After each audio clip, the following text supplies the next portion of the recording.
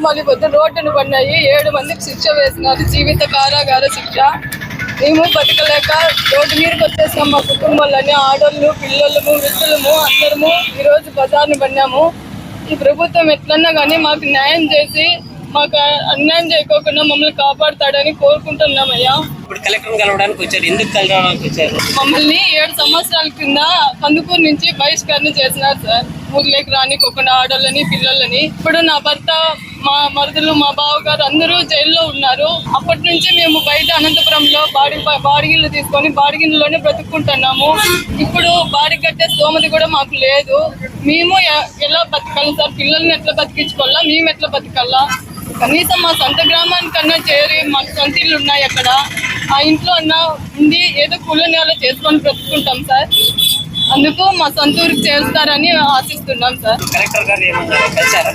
Sir లేరు, joint collector గారికి ఇచ్చినాము, ఆయన మాట్లాడతామన్నారు సార్. ఎంతమంది ఉన్నారు మొత్తం? మేమా సార్ 7 కుటుంబాలు సార్. 7 కుటుంబాలు ఉన్నాయి మావి.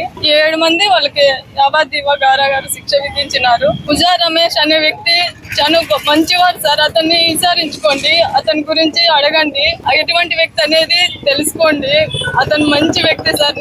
నిష్కారణంగా దోషి అయినాడు, శిక్ష అనుభవిస్తున్నాడు. దయచేసి న్యాయం చేయండి సార్ మాకి. అందుకు నుంచి 7 ఏళ్ల కిందే పరిష్కరణ చేసినట్టు బయటకు వచ్చారు. తన కష్టంతో తను బతుకుంటుంది. ఇప్పుడు 7 కుటుంబాలు రోడ్డు మన్నాయి. 5 మందిని వాళ్ళని జీవిత కారాగార శిక్ష వేశారు. దయచేసి కలెక్టర్ గారికి, పెద్దలకి, చిన్నలకి అందరికీ నేను చేతులెత్తి అభినందిస్తాను. వాళ్ళకి ఎట్లన్నా కానీ పిల్లల్ని, ముసలోళ్ళని, వృద్ధుల్ని అందరినీ వాళ్ళ ఊరికి చేసి సొంత ఊర్లో అయితే కాయ కష్టమే చేసుకొని బతుకుంటారు. అలాంటి సామాన్య ప్రజలు అక్కడ బతికేకి లేదని తెలిసి ఎప్పుడో పరిష్కరణ చేశారు. ఇప్పుడు మా అన్నలు ఉన్నారనే ధైర్యంతో ఇక టౌన్లో బతుకుతారు. అన్నోళ్ళ లేరు, ఆడోళ్ళు, పిల్లలు. చావు కంటే ఇంక వేరే దారే లేదు. చచ్చిపోవాలంటే మేము చచ్చిపోతాం, కానీ మీరు దయచేసి మా అన్నోళ్ళకి పోయినారు కాబట్టి మాకు ధైర్యంగా, సపోర్ట్గా ఈ టీడీపీ ప్రభుత్వంలో ఉండి ఆ ప్రభుత్వంలోనే ఈ అన్యాయం జరిగింది. ఇప్పుడు ఆ ప్రభుత్వంలోనే మా అన్నోళ్ళకి శిక్ష పడింది. దయచేసి ఆ కలెక్టర్ గారు చేతులెత్తి ముక్కుతున్నాను. మమ్మల్ని ఆ ఊరు చేసి న్యాయం చేసి ఎట్లన్నా కానీ మా వల్ల ఒక దృష్టి పెట్టమని మనస్ఫూర్తిగా కోరుకుంటున్నాను. శారద. గత 2018 సంవత్సరంలో కందుకూరు గ్రామంలో జరిగినటువంటి ఒక హత్య కేసు విషయమై కందుకూరు గ్రామంలో 13 కుటుంబాలను గ్రామ బహిష్కరణ చేసిన ఆ రోజున 13 కుటుంబాలను గ్రామం నుంచి బహిష్కరణ చేసి గత వారం రోజుల క్రితం ఆ 13 కుటుంబాల్లో 7 మందికి డబల్ లైఫ్ జీవితకాలపు శిక్షను జిల్లా కోర్టు వారు విధించడం జరిగింది.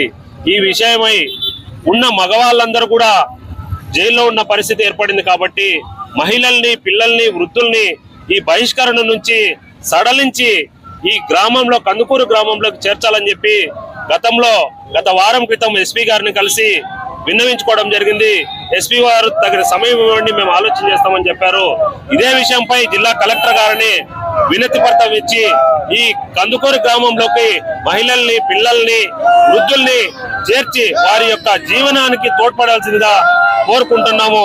వాళ్ళు బయట ఉండి బాడీలు కట్టుకోలేని పరిస్థితి, పిల్లల్ని చదివించుకోలేని పరిస్థితి. కాబట్టి ఆ గ్రామంలో అయితే ఏదో కూలనాలు చేసుకుని బతుకుతారు. కాబట్టి ఖచ్చితంగా ఈ విషయంపై ప్రభుత్వం అయితేనేమి, కలెక్టర్ గారు అయితేనేమి, జిల్లా ఎస్పీ గారు అయితేనేమి దృష్టి సారించి న్యాయం చేయాల్సిందిగా కోరుతున్నాం.